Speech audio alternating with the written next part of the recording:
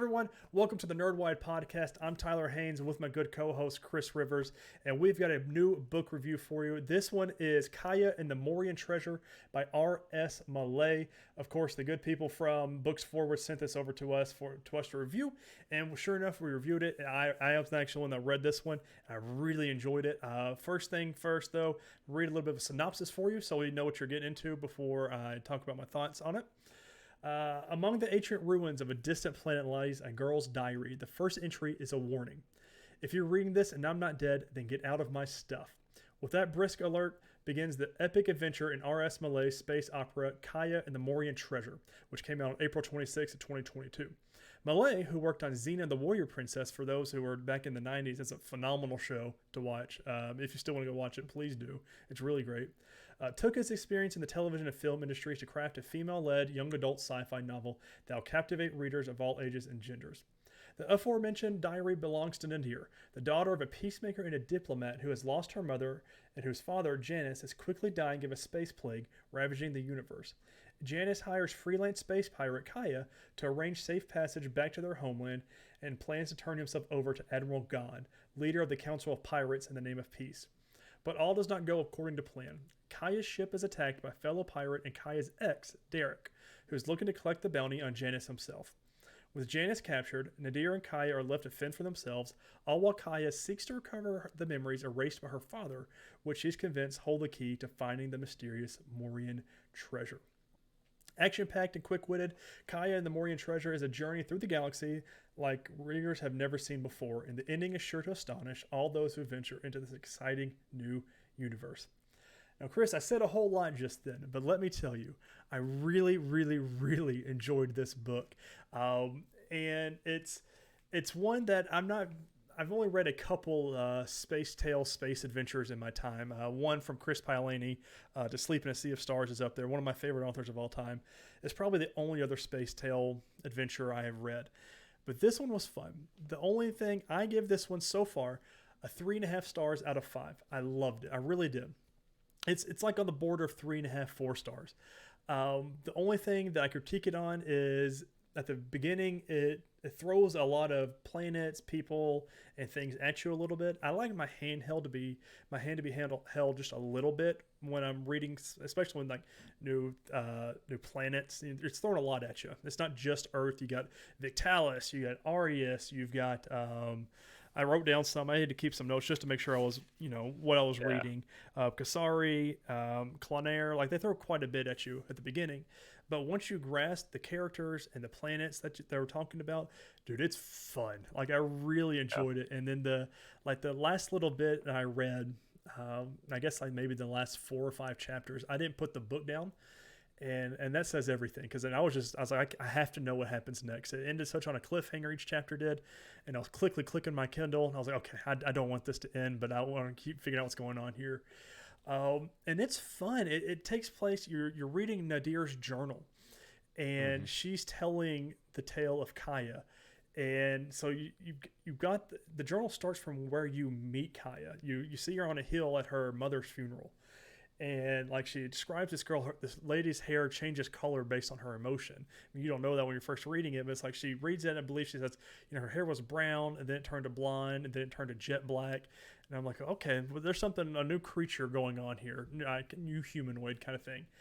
And like you follow this adventure, it turns out her dad had her memories erased to protect the Morian treasure, which her last name is Moria. So it's to protect their treasure. And there's a pretty good twist at the end that I don't think is. They make you believe one thing, which I'm not your average guy, so I think they're trying to misdirect you. But man, it is a fun book. I really do recommend it, especially if you love those space adventure travel things, and if you like Xena Warrior Princess, definitely read this book. It's a lot of fun. So how does it? I know you said at the end you couldn't put it down, Mm-hmm. but how does it start? All those new names, new people, new planets. Did that kind of was it a bit of a slow start? It Because in my experience, that's usually where it Yeah, it to bogs for down. the to the mo yeah to the for the most part it was, because like because it talked about with the synopsis that if you're reading this and I'm not dead, get out of my stuff. That's how it starts out, and it says this is the journal of my best friend and space adventurer Kiya. My name's Nadir, and it starts off with her mother's funeral. And it trying to goes in, she's like, there's a lot of people here. Because my dad's a very famous politician. Her dad he's trying to, in this whole galaxy, trying to make peace. The space pirates are kind of, it's like half and half. Like the space pirates occupy a big chunk of this thing, and he's on the other side, and he's just trying to bring peace. And so he's already got, and once we get into it a little bit, he's already got a mark on his neck. He's already been targeted for assassination, and he can be hunted down, kind of thing. And like they start off with a lot of, so she's on Victalis. I forget the planet that she's from, which is where her father wants her to go. And then they throw in a cargo planet at the beginning as well. And then you're learning all these names at the same time, and it's like, I'm like, I'm trying to, it took me a little bit to keep, I had to write some down. I do that anyways when I'm reviewing things, but I'd make sure I wrote it down just to make sure. I was like, wait, who is this person again, and why are they important, and who are they related to? But yeah, for the most part, it was a little slow start, but once you got on the spaceship, which is maybe 3 or 4 chapters in, it takes off, and it's a fun read. That's cool, man. So like, when you're reading it, because I know when I did the review for the Sightless City, was that bad that I had to ask what? But when I was doing that, I could picture it. The descriptions of everything, it made it kind of come to life in my mind. Is this one written? Yes, very much the same there's some things he leaves more to the imagination, like some of the people, like trying the Victalites I believe is what they refer to the people on. I just said the name 3 or 4 times on Victalis. Like he doesn't really describe the people, but he describes what they wear, and like they're very slender, long robes, but they didn't really mention what kind of species they were. He said humanoid, but nothing crazy. Like we're presuming Kiya is humanoid. She's got the hair that changes everything. She's taller than Nadir is. Nadir is your Earthian, is like your humanoid, your class of like you and me, what you would think. And then some of the space pirates he described as being like big, brutish, with the sharp tails, things like that. But like the spaceships and what you're reading and being described to, yes. But like there are some things like the people and things like that that's kind of left more to the imagination. I'd say 50-50. I'd say it's pretty descriptive on some things. With the other things, it's like, I wish there was a little bit more for. I mean, just from what little you've said about it,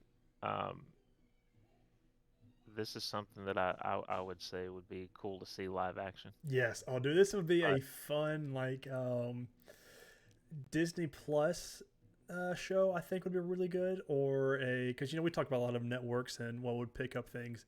CW would even do really well, because especially with what they've done with the 100. This would be a really good television show for the CW.